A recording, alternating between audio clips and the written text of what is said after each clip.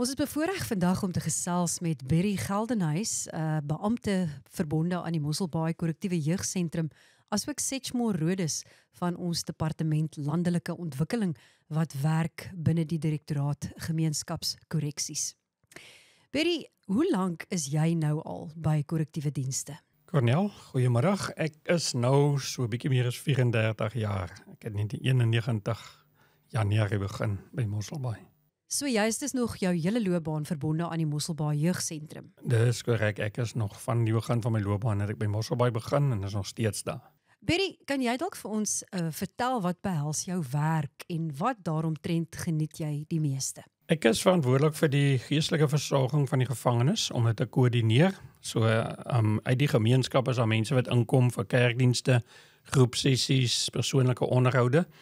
So ons het permanente werkers en dan ook vrywilligers en dan groepe in kerke wat ons besoek. So my werk is om dit te koördineer en al die geleenthede skep en dan die gevangenes gereed te kry en dan die skakel tussen die gemeenskap en die gevangenes by ons. Dan is ek ook verantwoordelik vir die rehabilitasieprogram van alkohol en dwelmverslawing.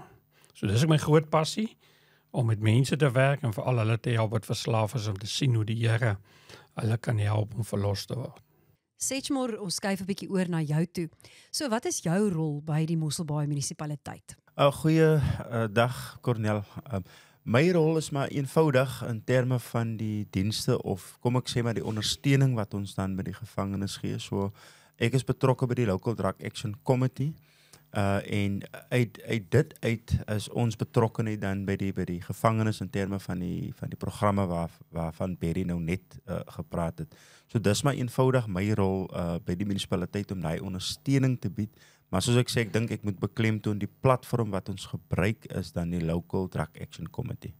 Kan jy vir ons verduidelik hoe lank jy al betrokke is by die Mosselbaai Jeugsentrum spesifiek met die werk wat jy daar doen? Ja, kyk, ek moet sê in 'n persoonlike hoedanigheid is ek sedert 2007-2008 is ons betrokke by die gevangenes waar ek ook geestelike werker was op 'n tyd, glo dit of nie.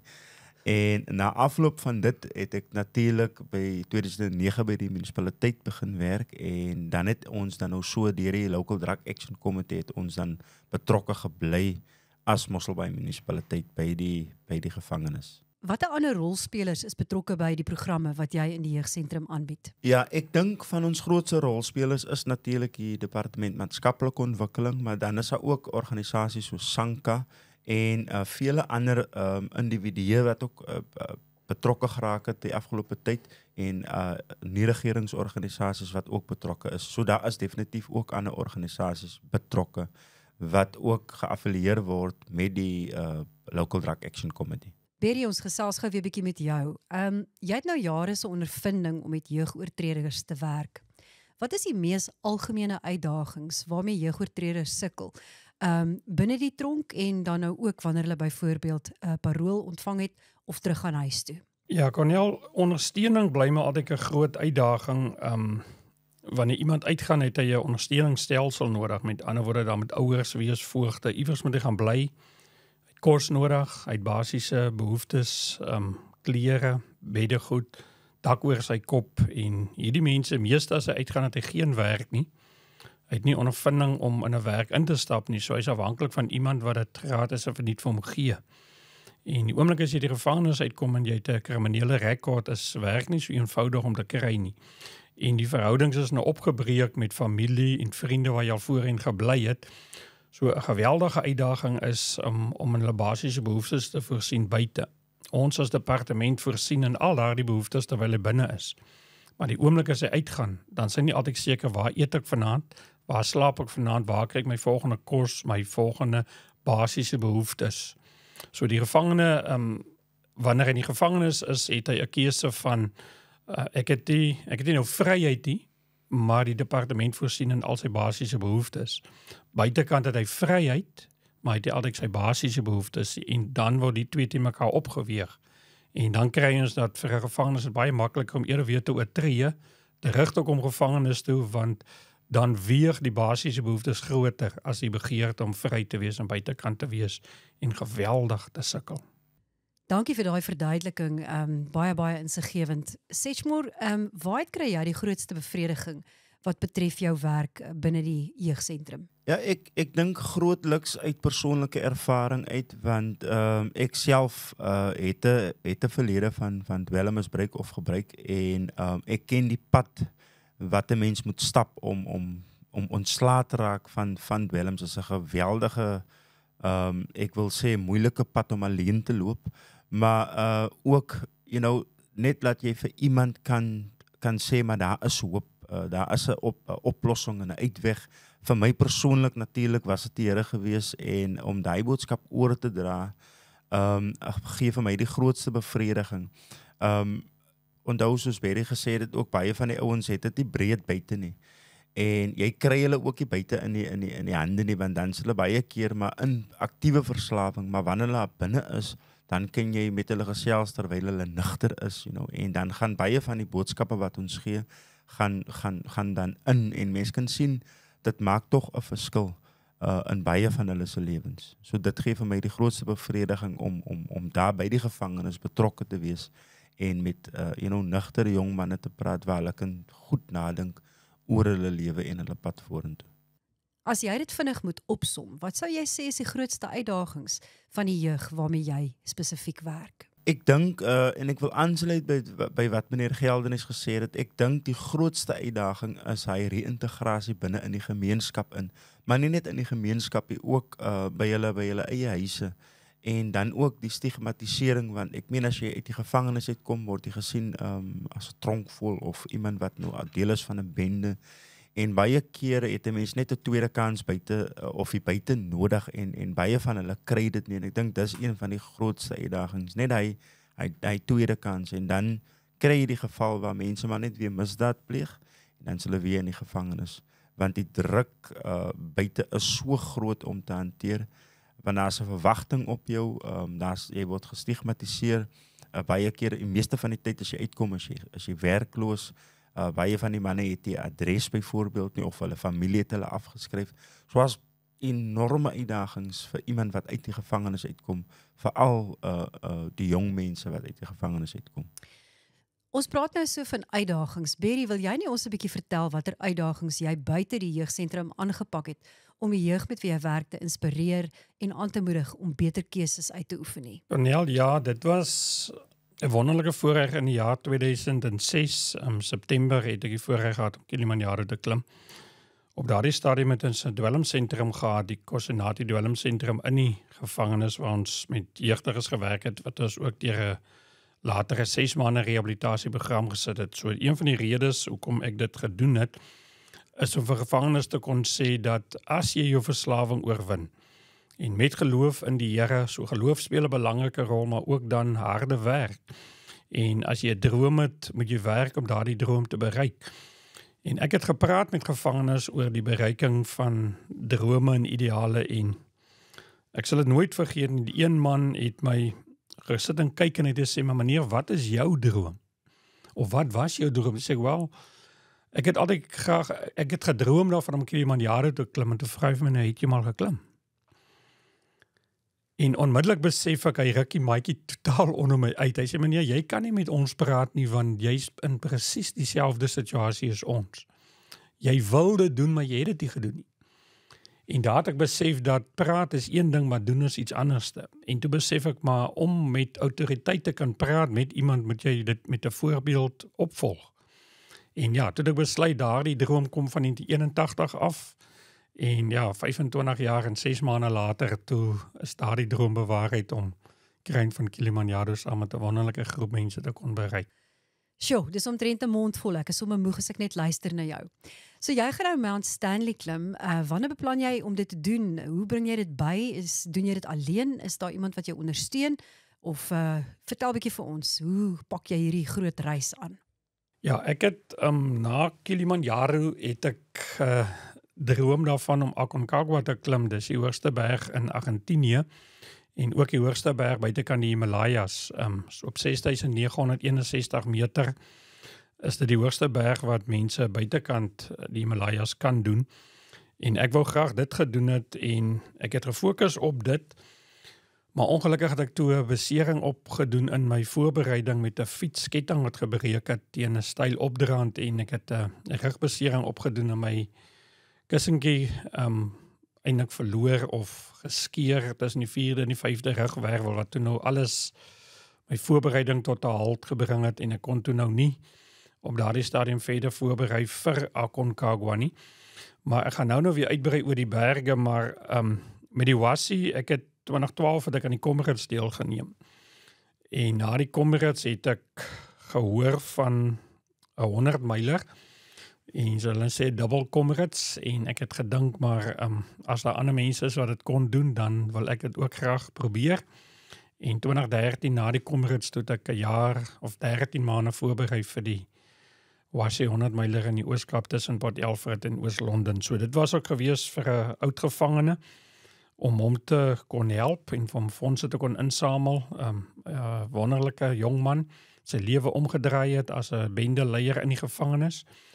En ons kon van hom geld insamel en ons kon hierdie wedloop aan hom opdra. Jy kry 26 uur om te voltooi, 161 kilometer, 5 uur die aand tot 7 uur die volgende aand op 'n Vrydag aand. Die naaste Vrydag aan volmaan in Julie maand elke jaar vind hierdie wedloop plaas. En die Here het my gehelp en met harde werk en baie oefen en baie voorberei en baie swaar kry, kon ek die wedloop voltooi. En ons kon vir mense sê tuis het elke dag 'n 24 uur uitdaging om skoon en nugter te bly en sy uitdagings te oorbrug. Maar hier het ons 'n wedloop wat oor 26 uur is, maar ons kon dit voltooi. So drome en ideale en doelwitte kan bereik word, maar dit kos harde werk om uit te kom en baie swaar kry en moeilike pad. Maar die Here was getrou en my liggaam het saamgewerk en ek kon dit voltooi 2013. En toe die uitdaging van Aconcagua nou ongelukkig deur die mat val, toe het ek nou geweldig pyn, baie probleme met my rug en ek het mediese hulp gekry, maar ongelukkig het die mediese hulp nie vir my 'n groot oplossing gebied op daai stadium nie en ek het nog steeds geweldig pyn gehad. Toe is ek terug na 'n biokinetikus, François Swanepoel van die Gama Mediese Sentrum. Iemand wat ek werklik kan aanbeveel vir die breë publiek, 'n man wat baie goeie kennis en 'n liefde vir sy beroep het en wat wonderlike werk in die gemeenskap en met rehabilitasie en hulp aan mense met beserings en vir gesondheid doen.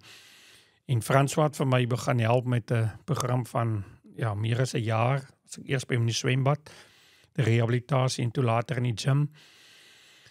En met die hulp van die Here en met die wonderwerk wat die Here aan my rug gedoen het, tesame met die rehabilitasie in die swembad en in die gym, het my rug in so mate herstel dat ek toe nou weer kan bergklim. Aanvanklike dokters sê ek sal dit nooit weer kan doen nie. En dit was baie hartseer, maar die Here was goed en ek kan dit weer doen en ek is weer pynvry op die oomblik. En toe het ek gehoor van 'n berg in Uganda, the Mountains of the Moon, Mount Stanley, is die derde hoogste in Afrika, op 5109 meter, en 'n vriend wat saam met my Kilimanjaro geklim het, het Desember 2024 omgeklim. En toe ek hoor van dit, toe besef ek, maar dis wat ek graag wil doen. Aconcagua is baie duur, omtrent 3 keer die prys van Mount Stanley. En toe ek besluit, maar dan gaan ek voorberei vir Mount Stanley. En dit is waar ek nou op die oomblik is, om voor te berei vir Mount Stanley. Dis 'n baie aandoenlike verduideliking. Jy doen duidelik nie dinge om dowe neute nie. Daar's altyd 'n doel. Wat is jou doel met die klim van Mount Stanley? En watter boodskap wil jy aan mense oordra? Cornel, op hierdie stadium gaan ek self betaal daarvoor. Ek het nie enige iemand wat my borg of wat my finansiëel bystaan nie, maar ek is in staat om dit finansiëel te kan bybring. So op hierdie stadium beplan ek om in Augustus maand, heel moontlik rondom die 11de Augustus, as die Here ons spaar, te begin en alles volgens plan verloop. So ek is nog besig met al die reëlings om alles in plek te kry, maar dit op hierdie stadium lyk dit ek kan rondom die 11de Augustus in Uganda wees en dan die 8 dae klim te kan begin, 6 dae op en 2 dae af. So as alles goed gaan, dan sal dit in Augustus hierdie jaar plaasvind. Perry, is daar 'n manier wat mense kan betrokke raak by jou uitdaging? Is daar 'n manier wat hulle jou kan ondersteun? Vertel 'n bietjie vir ons. Ja, Cornel, ja, dankie. Weet jy, dit gaan oor twee dinge. Eerstens my getuienis, dat die Here het my rug aangeraak en ek kan hom die lof en die eer en die aanbidding wil bring vir die wonderlike voorreg om weer pynvry te kan wees en sport te kan beoefen. So, van 'n plek waar ek geweldig pyn gehad het, wat ek skaars kon loop en kon staan, is ek nou op 'n plek waar ek weer kan klim en kan fietsry en weer sport kan beoefen. So dit is die eerste ding wat ek wil doen, en dan tweedens wil ons weer vir gevangenes en vir personeel en vir die breë gemeenskap sê, enige droom of ideaal of iets wat iemand wil doen kan bereik word. Geloof is belangrik, maar ook dit wat jy insit, want niks wat jy wil bereik wat moeilik is gaan maklik kom as daar nie harde werk en goeie voorbereiding is nie. So ek berei voor, ek is 2-3 dae in die week in die gym, gereeld in die berge, ry fiets, so die voorbereiding is belangrik, want dis 'n moeilike uitdaging. Moeiliker is Kilimanjaro, maar ek glo tog dit is binne my bereik. En ons wil vir gevangenes sê, soms is 'n ander berge in mense se pad wat mense moet klim. Soms is dit finansies wat soos 'n berg voor jou staan, soms is dit jou gesondheid. Soos in my geval was my gesondheid 'n groot berg wat aan my pad was. Soms is dit verhoudingsprobleme, soms is dit familie, soms is dit basiese behoeftes. So as verskillende berge wat in die pad van mense staan, en as ek praat van mense, praat ek van alle mense. Ons as personeel het berge soms voor ons, gevangenes het berge wat in hulle pad is, mense in die gemeenskap, mense in politiek, mense in besighede. Maar alles is moontlik deur die beste wat jy insit, sal jy uitkry. So as 'n mens die beste insit, gaan jy ook die beste uitkry. En dieselfde met voorbereiding vir enige sport of ekspedisie of bergklim of ander sport is, jy moet jou beste insit. En langs hierdie weg wil ons vir mense sê, dit is moontlik, maar jy moet fokus en jy moet dit wil doen. Ek sê altyd vir mense, moenie bergklim as dit iets is waarvan jy hou nie. So sport en iets wat 'n mens oor droom is gewoonlik in jou hart, so daar's 'n passie en 'n onwrikbare wil om te bereik dit wat jy graag wil bereik. So langs hierdie weg wil ons mense aanmoedig en bemoedig en vir mense sê, ek is net 'n gewone bewaarder, maar ook gewone mense kan drome bereik en ideale bereik wat in hulle hart geplaas is deur Jesus Christus. Meneer, dit was heerlik om julle hier by ons in die ateljee te hê vandag, en ek dink ons wil afsluit met 'n baie gewigtige vraag. En dit is, wat dink julle sou jeugoortreders graag vir die gemeenskap wou sê? Cornel, wat ons graag vir mense wil sê, ons vra nie geld of borge of soetsie. Ons wil hê mense moet bewus wees van die nood en behoefte en berge wat in mense se plek staan. By die gevangenes is daar baie uitdagings waarmee gevangenes sit. In die gemeenskap is daar geweldige uitdagings, soos Setsmoor gesê het. Die oomblik as iemand ontslaan word, hy gaan nie iewers heen, hy gaan terug na gemeenskap. So geen gevangene bly vir altyd in 'n tronk nie.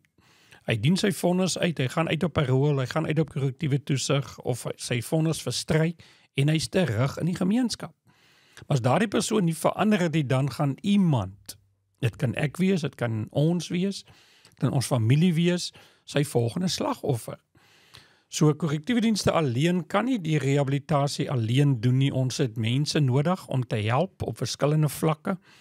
Daar's verskillende maniere hoe mense betrokke kan raak by die gevangenes. Daar's ook maniere hoe mense in die gemeenskap by gemeenskapskorreksies betrokke kan raak, by kerke, by NGO-organisasies om mense te help. So is baie kundigheid, baie keer mense het tyd, hulle het al die nodige vaardighede, maar hulle weet nie waar om betrokke te raak. So mense kan met my kontak maak by my werk, telefonies, met my e-mailadres, om met my te kontak by die kantoor. Daar is ons gemeenskapskorreksieskantore wat se kontaknommers oral beskikbaar is. So mense moet net dit wat die Here op iemand se hart lê met mense oor praat en die vaardighede wat mense het moet hulle na vore bring om te sê wat wil hulle doen, wat kan hulle doen en dan kan korrektiewe dienste kyk hoe kan ons mense gebruik. Want selfs iemand se verhaal en iemand se storie en iemand se getuienis maak 'n verskil in iemand se lewe. Al kan mense nie voltyds betrokke raak nie. Ons skep geleenthede, individuele geleenthede of een keer 'n maand, een keer 'n kwartaal wanneer kerkgroepe inkom, individue inkom, mense wat hulle stories kom deel, mense wat hulle getuienis kom deel, mense wat 'n boodskap kom aflewer van hoop. Want in my hart glo ek terwyl iemand lewe, is daar altyd die moontlikheid dat iemand kan verander ten goeie. So hoop is verby die dag wanneer iemand afsterwe, maar terwyl iemand lewe, is daar verseker 'n kans dat iemand ten goeie kan verander. Somstyds het hy net daai boodskap, daardie inligting, daardie getuienis, daardie woord, daardie bemoediging van iemand anders te nodig om daai skuif in sy hart te maak en te verander. Berry, wat sou jy sê? Wat is, dink jy, in die hart van 'n jeugoortreder wat graag wil hê mense moet hom of haar aan 'n ander lig sien, ten spyte van hulle foute? Die Bybel noem dit sonde en die regstelsel noem dit misdaad, maar eintlik is dit dieselfde iets, is net uit 'n regsoogpunt en uit 'n Bybelse oogpunt. Maar die oomblik wanneer Jesus Christus iemand se hart verander, dan verander ook sy optrede en sy fokus en sy doelwitte en dit wat hy wil bereik. So ek sê altyd, as iemand se hart, sy innerlike kan verander, sy siel en sy gees, dan kan niks en niemand omkeer om te bereik dit wat God hom eintlik geskape het om te bereik nie. Maar by elke mens is dit ook so dat dit waarmee gevoed word, gaan bepaal wie gaan wen. Daar's twee koninkryke, die koninkryk van die lig en die koninkryk van die duisternis. As ons hierdie jong mense kan voed met die koninkryk van die lig en basiese Bybelse beginsels, die waarhede van die woord van die Here, dan sien ons daardie kos begin om maak dat hy 'n oorwinning gaan. So wat mense inkry, as dit negatief is, dan gaan sy lewe later aanhou met negatief wees. Maar as ons mense positief kan inspireer, as kan mense positiewe evangelie, die woord van die Here leer, die basiese beginsels hulle toerus, dan sien ons sy hart verander. En die oomblik wanneer sy hart verander, dan sien en ervaar en beleef familie en vriende en 'n gemeenskap dit. En wanneer iemand verander, dan is die gemeenskap bereid om na vore te kom en hulp aan te bied. Maar dan moet iemand verander het, want ons kan nie vir 'n gemeenskap sê, help iemand wat nog steeds met sy ou weë voortgaan en daardie persone wat die hulp aanbied word 'n slagoffer nie. So ons moet ook die gemeenskap beskerm teen misdaad en teen iemand wat vals is. Maar elke ouetjie wat opreg is, wil tog 'n geleentheid hê om te sê, help my, gee vir my 'n tweede kans, maar ek sal my bewys. En dis wat ons vir mense moet doen, ons moet iemand 'n kans gee, maar hy moet 'n kans kry om hom te bewys dat hy werklik verander het. Want om te sê ek het verander en om te wys ek het verander in my optrede en in my gesindheid en my maniere is twee verskillende goed. Maar die ouetjie wat werklik verander het, sy gesindheid het verander, sy optrede verander en dan wil hy nie meer misdaad pleeg nie. En dan is die gemeenskap nie meer bang vir daai ouetjie nie en dan gee mense vir so iemand 'n kans en 'n geleentheid want hy sien, het 'n hartsverandering plaasgevind. En dis waar geestelike sorg en die Bybel en die kerke en die geestelike gemeenskap vir ons moet help, want mense se innerlike moet verander. Die oomblik as die innerlike verander, dan sal ook die uiterlike optrede van iemand positief verander. Maar iemand moet sy hart draai na die regte gedeelte van sy lewe toe. En as ons vir mense sê, draai na die Here en ons sien hulle draai, dan moet ons hulle help. En help is nie net om te sê, ek bid vir jou nie, ons het baie meer behoeftes waar gehelp moet word. Dan beteken dit iemand moet na vore kom en ook op verskillende vlakke, 'n liggaam, siel en gees vlak, hierdie mense by die hand vat en 'n kans gee, die een wat die kans verdien en die een wat bewys, ek het verander. So dis wat ek in my hart glo, dat mense kan verander. Ons sien mense verander, dis nie almal wat verander nie, maar die wat werklik verander het, vir hulle moet ons so ver as moontlik aan die hand vat, sodat hulle sukses kan maak en suksesvol kan inskakel, want dan het ons 'n veilige gemeenskap. So elke keer wanneer ons dit nie reg kry nie, dan is iemand 'n volgende slagoffer. En dit kan enige een van ons of ons families of geliefdes of ons bure of iemand in die straat of iemand in die woonbuurt wees. Maar die oomblik wanneer mense se hart verander, dan wil hy nie meer misdaad pleeg. En dan skep ons 'n gesonde gemeenskap wat net goed is vir almal en dit het 'n positiewe invloed op elke mens wat in ons samelewing bly. Baie dankie Berry Geldenhuys, Setchmore Rodes, dat julle vandag met ons kom gesels het oor 'n baie interessante onderwerp en ook oor die skakeling tussen die Mosselbaai munisipaliteit en die departement van korrektiewe dienste in die nastreef van die groeistrategie se strategiese pilaar groei maatskaplike herlewing. Ja, baie dankie Cornel dat jy ons ook genooi het hiernatoe en ek wil net op 'n ligte noot sê Berry het vir my gevra of ek dalk wil saamgaan en toe sê ek vir hom enige tyd in gees sal ek by hom wees. So Berry, ek is in gees met jou. Sê my baie dankie. Cornel, ja, een van die redes waarom ons ook die boodskap wou uitkry is om te kyk om nog mense te inspireer om saam met my te gaan. So ek wil vir die gemeenskap sê, enige iemand wat in hierdie tipe avonture belangstel, u is meer as welkom om met my te kontak en u is meer as welkom om saam te gaan. En ek wil ook van die geleentheid gebruik om vir François Swanepoel en Arno Moelman te sê, dis twee biokinetikuste wat wonderlike werk doen en vir my geweldig baie gehelp het. Hulle het so ver gegaan om vir my hulle gym gratis beskikbaar te stel. Vandat ek begin het met die rehabilitasieprogram en hulle gehoor het van Mount Stanley totdat ek Mount Stanley gaan klim het. So is 'n wonderlike borg, maar dis iemand wat in my glo dat ek dit kan doen, maar dis ook iemand wat sê dis my bydra om jou te help om jou droom te bereik. Maar met hulle rehabilitasieprogram en die hulp van die Here en die wonderwerk van die Here is ek so dankbaar vir mense soos hulle wat in my glo en my by die hand vat en sê, maar ons stel ons fasiliteit beskikbaar vir jou om te oefen. Dankie aan die munisipaliteit, dankie vir die burgemeester en die direkteur met wie ons gepraat het en elkeen wat dit moontlik maak, en as hierdie boodskap vir die breë gemeenskap kan